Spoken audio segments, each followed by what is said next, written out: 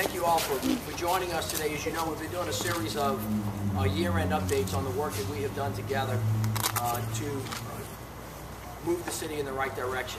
Crime has always been the city's #1 priority. We are intent on making sure that the streets of New Orleans stay safe for every citizen. We have worked really hard. We have brought people together. We've gotten things done. And we have seen measurable progress this year, as you know, because of the statistics we released the other day.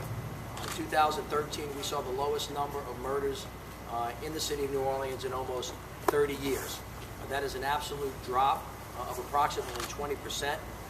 It is meaningful change that indicates that the work that we are doing going forward. But that is the consequence of a lot of work, of partnerships that we've developed over time. You all have heard information about the multi-agency gang unit, the group violence reduction strategy, the indictments that have come down with the partnerships that have existed between DEA, ATF, FBI, the district attorney, and the work that our street gang unit has been doing. But one of the things that we wanted to make sure the people of New Orleans were aware of were the major financial investments that we have made in the last year in law enforcement to make sure that our law enforcement personnel, our EMS, our fire department, our police officers had the tools that they need. As many of you know, the budget has been increased significantly for public safety over time. In this past year, we also funded $12 million for the police consent decree, which is in full force and effect. As you know, we didn't wait on anybody. We began to do that very, very early. On top of that, when we got here, our fleet was depleted. What you see to my left is the new police car that is going to be on the street. We have 100 new police cars on the streets of the city as we speak, and we have another 100 coming. You also see that emergency medical services, by the way, which got a national award this year as well, have 25 new ambulances that are working. You also see other equipment. We have new motorcycles. I believe we have 50 of them on deck. We also have brand new equipment for the fire department with breathing apparatuses. And as we move forward with the police consent decree, over and above what was required in that consent decree, we are in the process of purchasing body cameras for every police officer, so there's no more he said, she said. On top of that, major infrastructure investments have been made in firehouses and police stations. The 5th District is coming out of the ground right now. Planning for the 2nd District is online. And what you have seen as a consequence is a reduction in the amount of crime in the city of New Orleans, not only on murders, but the rate of murder and shootings as well. I want to just thank all of the folks that have had anything to do with this. We have Chief Surpass who's with us that's going to speak to it in a moment. Commander Kim Williams, Chief Tim McConnell with the fire department. Our council president will be with us shortly. And of course, James Gray is here. The council and the mayor have come together in unanimity to make sure that public safety is our #1 priority and that we continue to make the kind of investments that are absolutely necessary. Our council lady Cynthia Head-Morell is with us as well. And after Tim McConnell, I'm going to ask all of the council members to make comments as we sit. This is an unprecedented commitment to public safety in the city of New Orleans. It will always remain our #1 priority. I have said since the beginning when I was here that if the city is not safe, we cannot be at peace. It's just critically important that we continue the fight that we have started together so that this city can be safe. Coordination is critically important, and as we continue to push on NOLA for Life, which you know is a robust plan from top to bottom and from back to front, is essentially necessary to make sure that we get it done. But here is hard evidence of the investments that the City Council and the Executive Branch have made to make sure that our men and women in our emergency response systems have the tools that they need to make the city safe. I want to thank all of them for their great work. We had a good year, but one murder is too many. It is not anything to be satisfied about. We are going to continue to drive crime down in this city until we can say that New Orleans is one of the safest cities in America. And we're joined by our Council President, Jacqueline Brechtel Clarkson. So I thank you all for that. I'm going to call up Chief Surpass now for a comment, and to be followed by Commander Kim Williams, Chief Tim McConnell from the Fire Department, and then we'll hear from our Council President, the other council members, and then we'll be happy to answer any questions that you might have. Thank you so much. Thank you, Mayor. Today's a good day as we look back on 2013 and reflect on the things that we experienced in 2013. Not only did we have success in reducing murder and shootings and other crimes, we also managed to have an amazing run of major events in the city of New Orleans that showcases our ability as a police department and our ability as a city to host any major sporting event, any event in a city like New Orleans, and do it well and flawlessly. You have to know how much I appreciate the men and women of the New Orleans Police Department, our detectives, our crime lab, the backbone of our department, the men and women who answer the radio. They have answered the call, and I think they've done an amazing job and deserve my unending thanks and the thanks of the people of New Orleans. We are very encouraged by the drop in murder. A 20% reduction in murder to levels not seen since 1985 is remarkable. But it means that we have much work left to do because 155 people lost their life this year. Now, one thing that we're going to announce today that I'm incredibly proud of is that our homicide unit's clearance rate jumped 11% from last year. We're now above the clearance rate for cities our size in America at 57% versus a national average of 54%. I think that's a testimony to the hard work of the men and women in the detective functions, the crime lab, but most importantly to the people of New Orleans who worked with us and stood with us as we went forward with many press conferences this year to tell the people of New Orleans that we had made an arrest in another horrific crime. We were all saddened by the death of London Samuels in August, but 4 days later we made an arrest. We were all saddened by the death of 7-month-old Deshaun Kennard, but 3 weeks later we made an arrest. We were all saddened by the death of AmeriCorps volunteer Joseph Messenberg, but a month later we made an arrest. And even our own dispatcher, Miss George, and her 2 children, within a week we made an arrest on that case. Our 5th District officers identified within 12 hours and made an arrest within 2 days the Scott brothers for the horrific shooting on Mother's Day. The game changed in New Orleans in 2013. Our detectives, our gang unit, our ability to analyze data in ways that is new and evolving gave us the nimbleness, partnered with our community, to solve these crimes. Every one of our officers who hits the streets in 2014 is going to have a body-worn camera. Body-worn cameras is a game changer in American and international policing.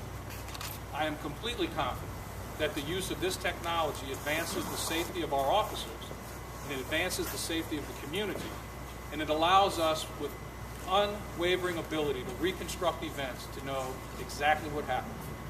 Lieutenant St. Pierre, who is our expert, will be here after this program to show you and demonstrate to you how the body-worn camera system works. We purchased 420 of these devices, and we're in a 5-year, year-to-year contract with Taser Corporation to give us unlimited ability to replace these pieces of equipment bumper to bumper. If one of these devices is run over by a car, we'll get a brand new one right away as part of this financial deal. And we're very grateful to the city and the mayor for providing these funds for this purchase. At this time, we also wanted to announce that we have 350 of the new Taser devices. This is the new generation Taser. It has high-definition camera. It has color, it has better sound, and most importantly, it has much advanced technology of tracking the use of the Taser, the device characteristics of when it was used, how it was used, and how many times. These are advancements that make policing better in the people in the city of New Orleans and for the people of the city of New Orleans. At this time, we all know that the #1 priority in 2014 is reducing murder and hiring police officers. I want you to know that the January testing cycle for police recruits, we had to add another testing date. 81 people are taking the test for police recruit in January, which is a nearly 4-fold increase of what we normally see of about 20 people a month. The recruiting campaign is getting strength, it's getting wind beneath the sails. And with that, I'd like to ask Commander Kim Williams, who's in charge of our recruitment and training division, to give you just a little overview of where we're at with recruiting in 2014. Thank you. Good afternoon. Our active recruitment campaign began about 6 months ago. July of 2013, our website, joinnopd.org, launched. During that time period, from then to now, 19,000 people viewed the website, with 24 of those 19,000 actually doing downloads of applications. The civil service test, as the superintendent said, is usually given monthly. This month, we've added a second test, and after speaking with civil service today, we're probably going to need to add a third test for the month.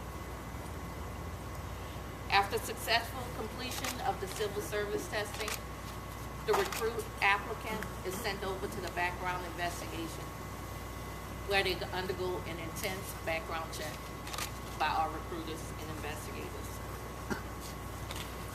Once the individual is deemed acceptable, they're then hired on as a recruit, where they begin the police academy, and they receive 22 weeks of intense certification and training. After that 22 weeks of training in the classroom, they're then sent out to the districts along with the field training officer to complete an additional 16 weeks of training before they're released to protect and serve. I'm gonna leave with this. Every single person here knows at least one person that would make an excellent part of this team. Please have them go to joinnopd.org and see what we have to offer. Thank you. Appreciate it. Thank you very much. The public said they wanted more police officers. The city council and the city of New Orleans have put the money in the budget for 2 recruit classes last year, 5 recruit classes. This year we will hire 150 officers to be on the streets of the city of New Orleans. Just as a cap as it relates to NOPD, you have 100 new cars, you have 50 new motorcycles, 420 body cameras. We have 20 new state-of-the-art ambulances that are around you as we speak. And as we get into the infrastructure, we have completed $2.5 million of renovations in this facility, 6.2 state-of-the-art station for the 7th District in New Orleans East. We're opening a $7.2 million state-of-the-art station in the 5th District in the 9th Ward, opened up a substation in the Sanchez Center, conducting $500,000 of repairs for the 6th District in Central City, $761,000 of repairs in the 3rd District, and we're opening a $3 million NOPD stables in City Park for the great work that our crowd control does with our mounted unit. So I thank the police department for all the work that they have done, and want to again thank my city council colleagues that are here, who I'll bring up in just a second. I want to switch now, though, to the work that the fire department has done and the new apparatuses that they have as well, and ask Chief Tim McConnell to come up and speak to those issues. Thank you. Thank you, sir. I'd like to say how proud I am of the work that's been done in public and private partnerships. The fire department has been able to acquire lots of new safety equipment. We have partnered with the federal government. We wrote a port security grant, and we're awarded. It saves the city $2.5 million, and it will outfit all the New Orleans firefighters, along with some of the police department and EMS, with new state-of-the-art air masks. These are self-contained breathing apparatus, SCBAs as we call them, that will allow us to go into hazardous atmospheres and protect the health of the first responders. So we have those on display here. We also have, through some private grants, acquired a mobile command vehicle. Seaburn boat that you see here was another port security grant through the federal government. Excellent examples of good public-private partnerships. This boat is very unique. It was the first one that was put out that actually allows you to go into what we call a Seaburn atmosphere, which is chemical, biological, radiological, and nuclear exposures, and operate safely in that cabin to try and mitigate on your response, try and mitigate the hazard in the hot zone. Along with that, we have a UASC grant that got us a Seaburn response vehicle that you see here, and then through some private grants, we acquired thermal imaging cameras, probably one of the greatest innovations in firefighting in many, many generations. It allows you to go into an environment where you couldn't see your hand in front of your face and literally be able to see a person, so facilitate the rescue of citizens in a much, much faster manner.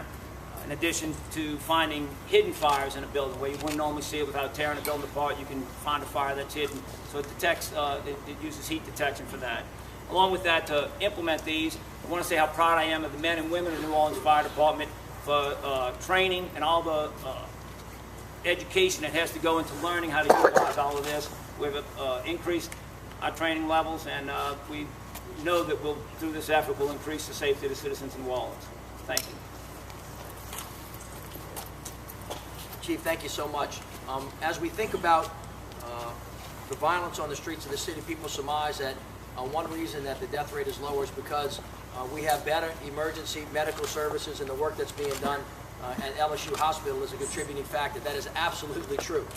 And what you see is an EMS team that is really second to none in the nation. As a matter of fact, in 2012, they won the national award And so as you can see, when we came into office, our ranks and our resources are depleted, and now you see them growing back faster and better, with better supervision, better training, better technology, and absolutely better results. You have in your shadow 25 new ambulances. I want to call Dr. Elder up and thank him and his team for their work, and to talk about some of the progress that they have made in the last year, after which we will follow with each council member for comment, and then we'll be open to questions. Thank you so much. Thank you. This year, in 2013, we've had one of our busiest years to date at New Orleans EMS. We've responded to over 55,000 emergency medical calls for service, and our EMTs and paramedics have really done a tremendous job in handling the increased call volume. This year, we're fortunate to have new ambulances brought in, as you can see over here. Excellent emergency rooms on wheels that really allows us to bring the entire hospital to the patient, start treatment in the field, and then quickly get them to the hospital. In addition to working with the Trauma Center, we've also worked with Emory and the CDC on a CARES registry to enhance cardiac arrest survival, which will continue this year. And again, I'd just like to thank all of our men and women at New Orleans EMS for just a tremendous 2013 and working extremely hard to do a great job. And finally, all of you know, because you've watched our budget challenges, that none of this would be possible without the City Council. This has been a united City Council. When we came into office together, we had a $100 million hole in our budget, and we had to balance our budget, and we have done that for 4 years. This is the first year, actually, when we have a tiny surplus. That hasn't happened in a long time, and historically, the structural deficit has never been erased, and it's erased now. But the most important point is they did all of that while continuing massive and major investments in public safety. And it is really critically important that we continue to do so. I am completely committed to giving the people of this city the tools they need to achieve their #1 priority, which is to make the city safe. So I wanted to thank all my council colleagues who are with us today and ask each one of them to come up, beginning with our council president to make a comment, and then of course we'll open it to any questions that you have. Our council president, Jackie Clarkson. Thank you, Mr. Mayor, and thank you to all three of our chiefs. Our fourth chief, Tim Williams, who's done the recruiting that has been magnificent, and that's what it's all about. We want to thank all of the federal help and private-public partnerships that have contributed to this. But I stand here as your council president and budget chairman, never proud to be a part of a team that has put together the greatest improvement in Homeland Security and law enforcement and public safety that I have seen since I'm in government. And it has been a real team with an administration, a mayor, and a council. And we have played this game very, very well together. And we love doing it because it serves the people. It's your priority of public safety. We've made that a major priority, and our budget depicts that definitively. And that was our privilege and our pleasure to not only relieve the deficit that we had, but improve the revenue so we could make this commitment possible, that public safety would be funded better than it's ever been funded before. Thank you. Thank you, Jackie. The reforms and long-term investment in technology that we have made in law enforcement are finally paying off. And we're seeing the results of with the reduced murder rate. The mayor said earlier that one murder is one murder too many. And it hit home to me because the first murder of the year happened in my district. So I wholeheartedly agree with that. But what I will say is that moving forward, in order to have a healthy city, we have to take some more positive steps forward, and we have to make sure that all our citizens have opportunities to move forward. So I want to thank the mayor and my other council members for all the hard work they've done. You know, we stand here and we look at all these bright new things, and nobody realizes how hard it was to get them. And nobody realizes how much this is going to help the police officers, the firemen, and the EMS do their job. So moving forward, it shows our first responders that we are indeed committed to them, and that we want to make sure that they have the tools to do their job well, and to make sure that they are protected while they serve us. So thank you. Thank you, sir.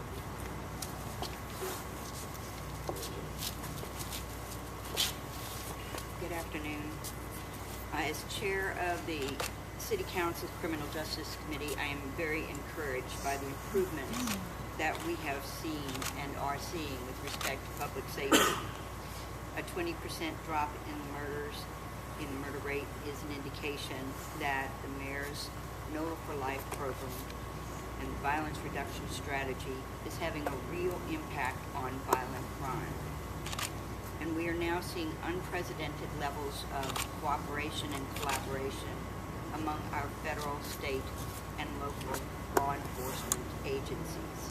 The group violence reduction strategy in particular is targeting gangs and gang activity and helping to get large numbers of violent offenders off our streets. I want to also underscore at this time the front-end investments that we are making as a city in the lives and futures of our disadvantaged and at-risk youth. Through early childhood education and wellness programs, and through partnerships with organizations like the Youth Empowerment Project, Apex Youth Center, and Son of a Saint, we are giving kids the opportunity to be productive and successful members of society. The press conference we had yesterday regarding the growth of our NORD program also underscores the investment that we are putting on the front end with our children. So clearly, I believe that we are doing things right here.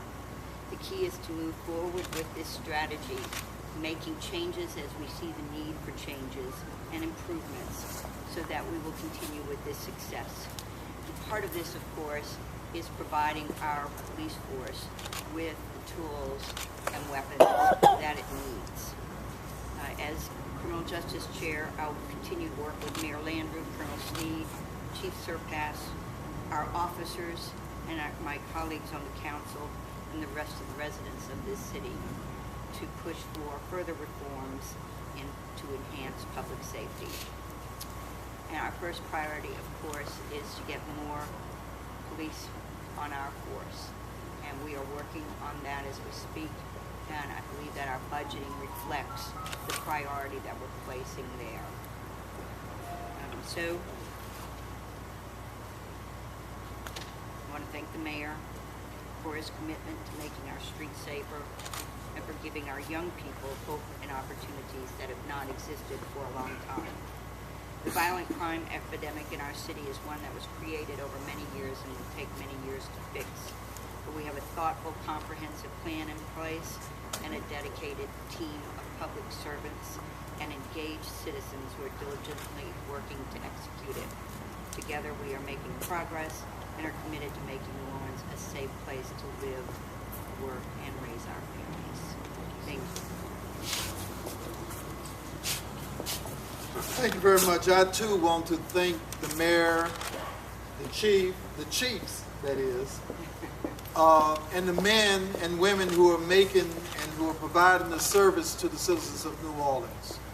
And we celebrate the 11% increase in the clearance rate of murders. But the secret to going even higher is that we, the people of the city, have to participate in that process.